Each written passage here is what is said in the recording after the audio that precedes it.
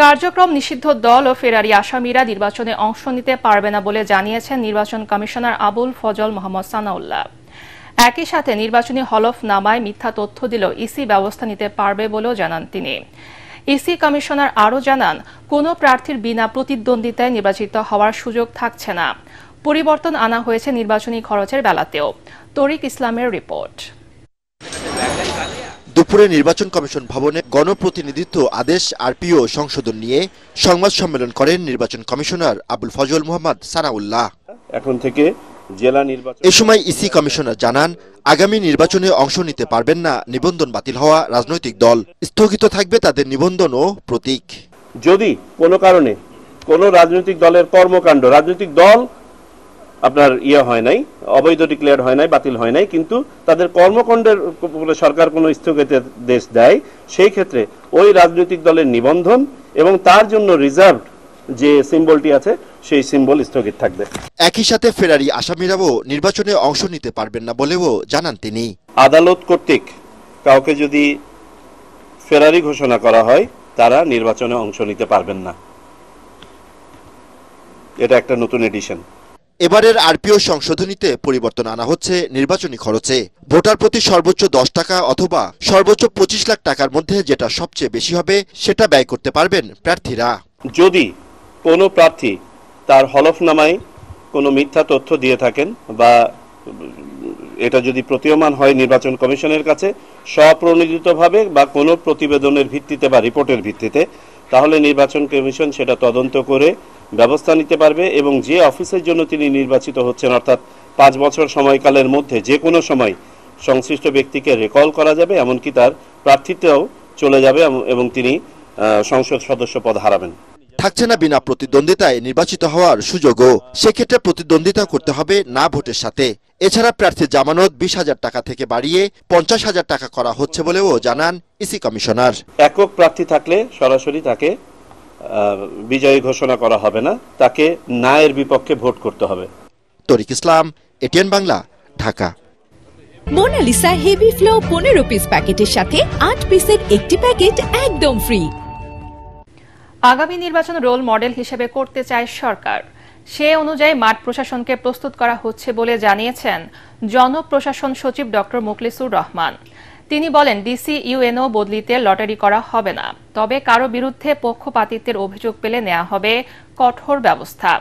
নির্বাচনের আগে 4000 এএসআই নিয়োগ দেওয়া হবে বলে জানান আইজিপি বাহারুল আলম।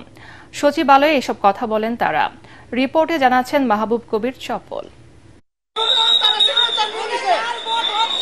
গত 3টি নির্বাচনে জাল ভোটে আওয়ামী লীগ করেছিল পাশ, তাতে দলের হয়েছে সর্বনাশ। তাদের নেতাকর্মী নেই মাঠে, অংশ নিতে পারবে না আগামী ভোটে। প্রকাশ্যে ভোট চুরি হলেও মাঠ প্রশাসনের ভূমিকা ছিল প্রশ্নবিদ্ধ। তবে সরকার এবার তাদের করতে চায় শুদ্ধ। ইলেকশনের নামে সিলেকশন বন্ধে নির্বাচন কর্মকর্তাদের যথাযথভাবে দায়িত্ব পালনের নির্দেশনা দিয়েছে জনপ্রশাসন মন্ত্রণালয়। এবার কেউ এতটুকু যদি এদিক ওদিক কারো পক্ষে অথবা কোনো দলের পক্ষে এতটুকু যদি কেউ কোনো আমরা এখন পর্যন্ত জানি যে সেরকম নাই। যদি আমরা এরকম বুঝি, তাকে উইথড্র করা হবে এবং প্রচলিত আইনের আওতায় এনে তাদের বিরুদ্ধে প্রশাসনিক ব্যবস্থা নেওয়া হবে। এবং এই দুঃসাহস 3টা ইলেকশনের অভিজ্ঞতা সিভিল সার্ভিসের তফসিল ঘোষণার পর ওই সময় সরাসরি যে নির্দেশনা যাবে, এর বাইরে কোনো ডিসি সাহেবরা কাজ করতে পারবে না, করবে না। ভোটের আগে ওসিএসপিদের লটারিতে বদলি করা হলেও ইউএনও ডিসিদের এই প্রক্রিয়ায় বদলি করা হবে না বলে জানালেন জনপ্রশাসন সচিব। তফসিলের পর তাদের পদায়ন বা বদলি দেখভাল করবে নির্বাচন কমিশন। কখনো কোনোদিন লটারির মধ্যে সিভিল সার্ভিসের পোস্টিং হয়নি, এখনো হচ্ছে না, হবে না। এখন হলো কমপ্লেনের এগেইনস্টে আমাদের ফিট লিস্ট আছে, সেখান থেকে তাকে উইথড্র করা হচ্ছে। মাঝে দেখছেন কিছু হয়েছে, আরো সামনে হবে। আর ইলেকশনের সময় একটা বড় ধরনের রদ বদল হয়, সেটা ইলেকশন কমিশন করবে এবং সেখানে কারো কোনো সে থাকবে না, কোনো তদবির থাকবে না। যাকে যেখানে দেওয়া হবে সেখানে সে যেতে বাধ্য। এদিকে প্রথমবারের মতো সরাসরি এএসআই পদে নিয়োগ দিতে যাচ্ছে সরকার। নির্বাচনের আগে অন্তত 4000 জনকে নিয়োগ দেওয়া হবে বলে জানালেন আইজিপি। সেজন্য করা হচ্ছে আইন সংশোধন। 4000 এএসআই নিয়োগ দেওয়া হবে। এর মধ্যে 50% হবে সরাসরি আর 50% হবে পদোন্নতির মাধ্যমে। তো সেই প্রক্রিয়ায় আমরা জনপ্রশাসন মন্ত্রণালয়ে আজকে এসেছিলাম, ওই বিধিটা যেটা তৈরি হচ্ছে ওইখানে মাইনর কিছু সংশোধনী দরকার ছিল, তো আমরা সেটা করে দিচ্ছেন, যার জন্য আমাদের এই রিক্রুটমেন্টের পথটা একটু সুগম হলো আর কি। ভোটের নিরাপত্তা নিশ্চিতে পর্যাপ্ত সংখ্যক কনস্টেবল নিয়োগ দেয়া হবে বলেও জানান আইজিপি। মাহবুব কবির, চপল, এটিএন বাংলা, ঢাকা। অবশেষে ঢাকা বিশ্ববিদ্যালয় কেন্দ্রীয় ছাত্র সংসদ ডাকসু নির্বাচনের অনিশ্চয়তা কাটল। আগামী 9 সেপ্টেম্বরেই হবে নির্বাচনের ভোট গ্রহণ। নির্বাচন স্থগিত করে হাইকোর্টের দেয়া আদেশ 30 অক্টোবর পর্যন্ত স্থগিত করেছে আপিল বিভাগ। ঢাকা বিশ্ববিদ্যালয় কর্তৃপক্ষের করা আবেদনের উপর শুনানি শেষে প্রধান বিচারপতি সৈয়দ রেফাত আহমেদের নেতৃত্বাধীন আপিল বিভাগের পূর্ণাঙ্গ বেঞ্চ এই আদেশ দেন।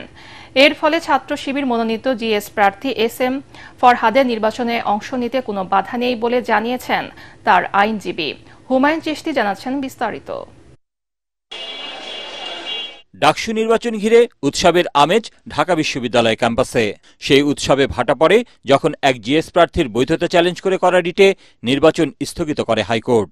যদিও আধ ঘণ্টার ব্যবধানে হাইকোর্টের আদেশটি স্থগিত করে আপিল বিভাগের চেম্বার আদালত। আপিল বিভাগের পূর্ণাঙ্গ বেঞ্চে শুনানিতে রিটকারীর আইনজীবী জানান, রিটকারীর উদ্দেশ্য নির্বাচন বন্ধ করা নয়। ছাত্রলীগ করার কারণে একজনের প্রার্থিতা বাতিল হলে ফরহাদের প্রার্থিতাও বাতিল হওয়া উচিত।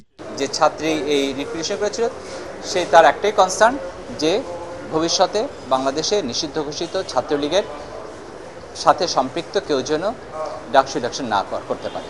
ডাকসুর ইলেকশন স্থগিত হবে এটা আমরা চাইনি, তবে যে ছাত্র সম্পর্কে অভিযোগ এসছে, যদি ছাত্রলীগের সাথে তার অতীত কোনো সম্পর্ক না থাকে তবে তাকে ইলেকশনে পার্টিসিপেট করতে দেয়া, আর যদি তিনি দোষী সাব্যস্ত হন তবে ছাত্র শিবির যেন কোনো সাবস্টিটিউটেড কোনো প্রার্থী দেয়।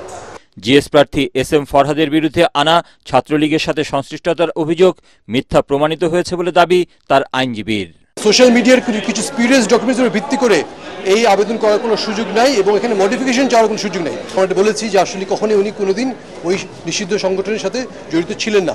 বিশ্ববিদ্যালয়ের পক্ষের আইনজীবী রিটটি চলতে পারে না বলে যুক্তি তুলে ধরেন শুনানিতে। শুনানি শেষে হাইকোর্টের রায়ের উপর দেয়া স্থগিতাদেশ বহাল রাখেন আপিল বিভাগ।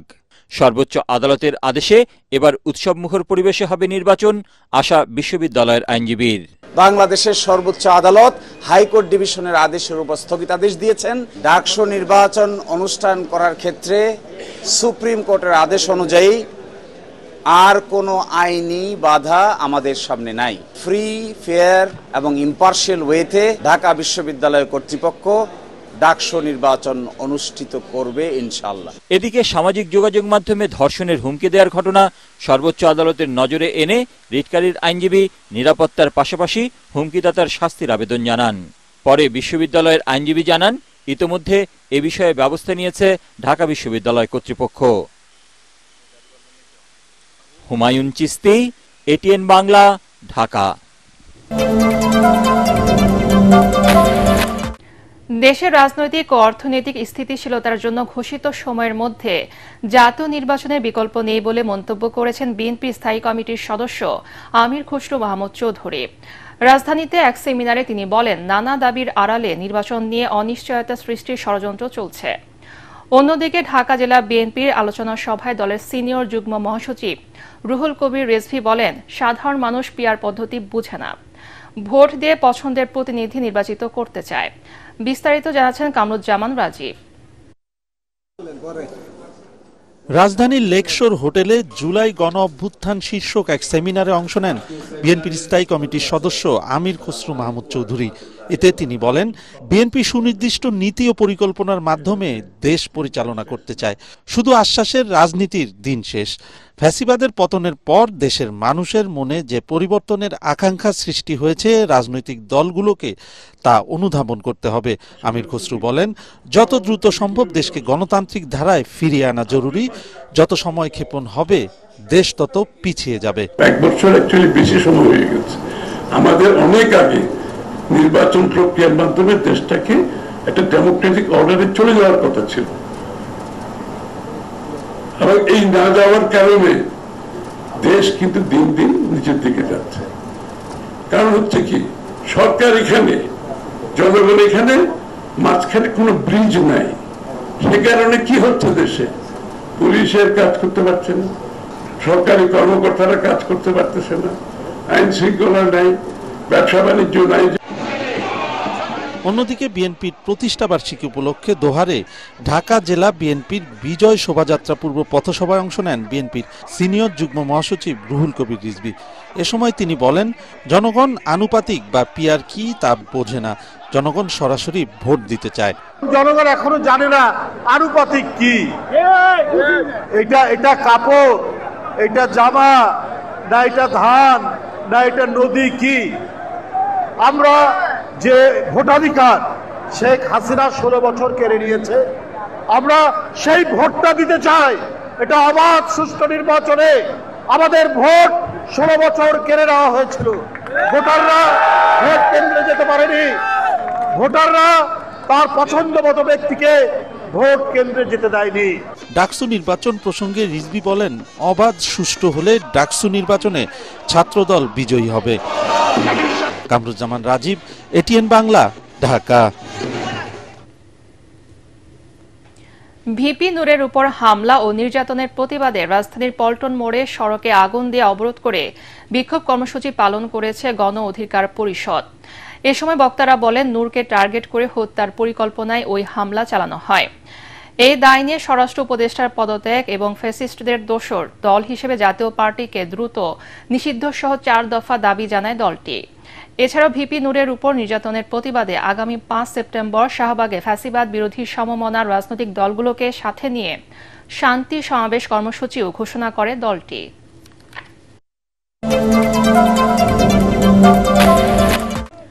মহেশখালী মাতার বাড়িতে নতুন শহরে জন্ম হবে বলে জানিয়েছেন প্রধান উপদেষ্টা ডক্টর মোহাম্মদ ইউনূস। মহেশখালী মাতার বাড়ি ইন্টিগ্রেটেড ডেভেলপমেন্ট ইনিশিয়েটিভ মিডা কর্তৃপক্ষের সাথে বৈঠকে তিনি এই কথা জানান। পরে ব্রিফিংয়ে বিডার নির্বাহী চেয়ারম্যান আশিক চৌধুরী বলেন, এই প্রকল্প বাস্তবায়ন হলে পুরো এলাকা সিঙ্গাপুর বা সাংহাইয়ের মতো উন্নত হয়ে উঠবে। কর্মসংস্থান হবে প্রায় 25 লাখ মানুষের। আরও জানাচ্ছেন Yasin Rana. Maheshkhali Matarbari integrated development initiative MIDA অথরিটির সার্বিক বিষয় ও কর্মপরিকল্পনার অগ্রগতি জানতে বৈঠক করেন প্রধান উপদেষ্টা ডক্টর মোহাম্মদ ইউনূস। এ সময় প্রধান উপদেষ্টা বলেন, মহেশখালী মাতারবাড়িতে নতুন শহরের জন্ম হবে, গড়ে তোলা হবে আন্তর্জাতিক যোগাযোগ স্থাপন কেন্দ্র হিসেবে। এ সময় সমুদ্র অর্থনীতি গড়ে তুলতে গবেষণার উপর জোর দেন তিনি। 4 বিলিয়ন থেকে 6 বিলিয়ন ডলারের সেভিংস হবে। পরে ফরেন সার্ভিস একাডেমিতে ব্রিফ করেন বিডার নির্বাহী চেয়ারম্যান আশিক চৌধুরী। তিনি বলেন, মাস্টার প্ল্যান সংশোধন করে পাওয়ার প্ল্যান্ট, গভীর সমুদ্র বন্দরের পাশাপাশি ম্যানুফ্যাকচারিং হাব ও ফিশিং যুক্ত করা হয়েছে পরিকল্পনায়।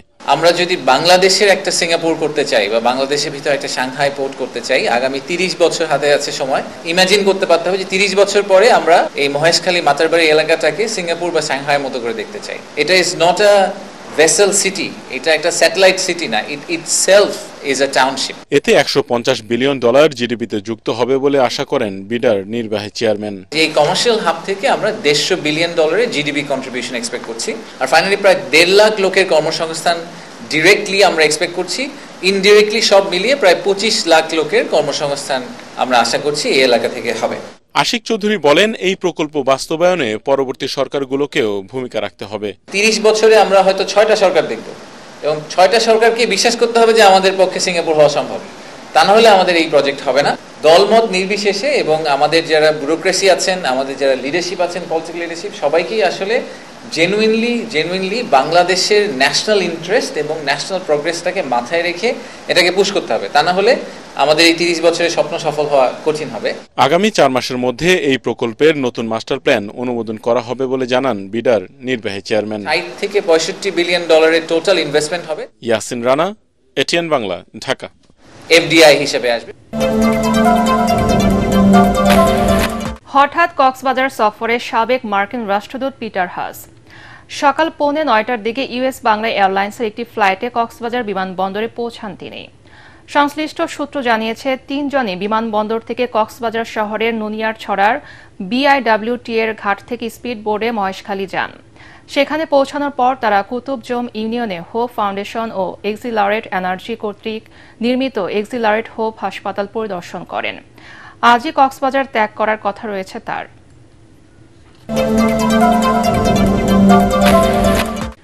সামাজিক যোগাযোগ মাধ্যমে ডাকসু নির্বাচনে রিটকারীকে কুরুচিপূর্ণ ভাষায় আক্রমণ ও হুমকি দেওয়ার ঘটনায় শিক্ষার্থী আলী হোসেনকে 6 মাসের জন্য বহিষ্কার করেছে ঢাকা বিশ্ববিদ্যালয় প্রশাসন। আলী হোসেন প্রাথমিকভাবে অপরাধ স্বীকার করেছে, তবে তার বিষয়ে সিন্ডিকেট সভায় চূড়ান্ত সিদ্ধান্ত নেওয়া হবে বলে জানিয়েছেন ডাকসু রিটার্নিং কর্মকর্তা ডক্টর গোলাম রব্বানী। এদিকে আইনগতভাবে ডাকসু নির্বাচনে কোনো বাধা না থাকায় প্রচারণায় মুখর বিশ্ববিদ্যালয় প্রাঙ্গণ। মনির হোসেন তুপুর রিপোর্ট। কোনো ধরনের প্রুফ আমরা পাইনি যে তিনি আসলে এই সংগঠনটিতে আর বিলং করেন না। ছাত্র শিবির সমর্থিত জিএস প্রার্থী SM ফরহাদের প্রার্থিতা চ্যালেঞ্জ করা রিটকারী শিক্ষার্থীকে কুরুচিপূর্ণ ভাষায় আক্রমণ ও হুমকি দেয়া শিক্ষার্থী আলী হোসেনের বিরুদ্ধে ব্যবস্থা নিয়েছে বিশ্ববিদ্যালয় প্রশাসন। এ বিষয়ে গঠিত পোক্টোরিয়াল সত্যানুসন্ধান কমিটির সুপারিশের আলোকে তাকে 6 মাসের জন্য বহিষ্কারের সিদ্ধান্ত নেওয়া হয়। তার যে অপরাধ সেটি সে স্বীকার করেছে, আমাদের যে তদন্ত কমিটি সেখানেও স্বীকার করেছে। ডাকসু নির্বাচনকে কেন্দ্র করে সামাজিক যোগাযোগ মাধ্যমে আক্রমণাত্মক আচরণের বিষয়ে সবচেয়ে বেশি অভিযোগ পাওয়া যাচ্ছে। তার রোধে সাইবার বুলিং টাস্ক ফোর্স ব্যবস্থা নিচ্ছে বলে জানান চিফ রিটার্নিং অফিসার। চরিত্রহননের চেষ্টা চলতেছে, এই বিষয়ে আমরা আজকে কঠোরভাবে একটা বিজ্ঞপ্তি দিয়েছি, যাতে এই ধরনের কোনো কিছু আমরা যদি পাই আমাদের সাইবার বুলিং টাস্ক ফোর্স এটা দ্রুত ব্যবস্থা নেবে। ঢাকা বিশ্ববিদ্যালয়ের ছাত্রছাত্রী যদি মনে করে তারা যদি সুশৃঙ্খলভাবে ডাকসু কমপ্লিট করবে, এটা করতে পারে, এই আস্থাটুকু আমাদের আছে। হ্যাঁ, সেনাবাহিনী কার জন্য লাগবে? কারোর জন্য লাগার কথা না। তিনি জানান সবগুলো ভোট কেন্দ্র সিসি ক্যামেরার আওতায় থাকবে, তবে কেন্দ্র বাড়ানোর আর সুযোগ নেই। সাধারণ শিক্ষার্থীরা আমরা চাচ্ছি যেন ডাকসুটা হোক। তো ক্যাম্পাসটা হঠাৎ করে আবার হবে জমজমাট হয়ে গেছে, লিফলেট দিচ্ছে সবাই। নির্বাচন যখন বানচালের কথা আসলো তখন সবাই এক হলো, ঐক্যবদ্ধ দেখতে পারলাম আমরা। ডান বাম কোনো রাজনৈতিক মতাদর্শ নাই। গণতন্ত্রের চর্চা করতেছি, আমাদের ভিতর থেকে নেতৃত্ব বের হয়ে আসছে, এটাই আসলে ডাকসু থেকে প্রাপ্তি। এদিকে আইনি কোনো বাধা না থাকায় জমে উঠেছে পুরো ক্যাম্পাস। সবখানেই প্রচারণায় ব্যস্ত সময় পার করছেন প্রার্থীরা। এখনো বিভিন্ন ধরনের ষড়যন্ত্র এবং চক্রান্ত আমরা দেখতে পাচ্ছি। তো এই সব মিলে আমরা আশাবাদী ডাকসু নির্বাচন 9 তারিখে হবে, যত ষড়যন্ত্র চক্রান্ত হোক না কেন। ডাকসু নির্বাচন 2025 সেটাকে সুন্দর, সুষ্ঠু, নিরপেক্ষভাবে অনুষ্ঠিত করার জন্য আমরা নির্বাচন কমিশনের সাথে আমাদের যে আলোচনা সেটা আমরা তুলে ধরেছিলাম। শিক্ষার্থীদের হাতে হাতে এখন প্রার্থীদের লিফলেট, সময় বাকি আর কয়েকটা দিন। প্রথমত তো আপনারা আমার হাতেই দেখতে পাচ্ছেন যে কি পরিমাণ উৎসবমুখর পরিবেশ। এখানে সবাই খুব এনথুজিয়াস্টিক, মানে সামনে নির্বাচন হবে, যে যার মতো প্রার্থী নিয়ে সবাই ক্যালকুলেট করতেছে। প্রত্যেকটা রাজনৈতিক দলের মতাদর্শ আলাদা থাকলেও আমরা দেখতে পাচ্ছি যে এইবার প্রত্যেকটা রাজনৈতিক দল এক হয়ে একসাথে কাজ করছে। 9 সেপ্টেম্বর ডাকসুর নির্ধারিত ভোটের দিন 8টি কেন্দ্রের 710টি বুথে ভোট দিতে পারবেন শিক্ষার্থীরা। মনির হোসেন তপু, ATN বাংলা, ঢাকা।